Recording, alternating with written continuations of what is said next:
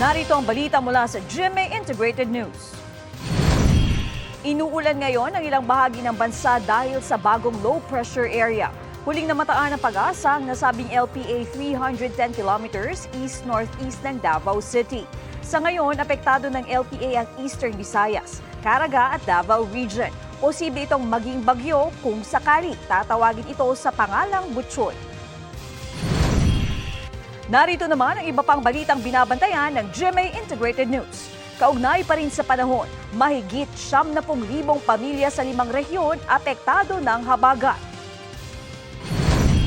Online systems ng Department of Migrant Workers nakaranas ng ransomware attack.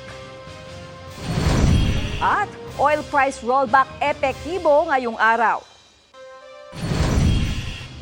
Para sa mas malaking misyon at mas malawak na paglilingkod sa bayan, ako po si Katrina Son ng GMA Integrated News, ang News Authority ng Pilipino.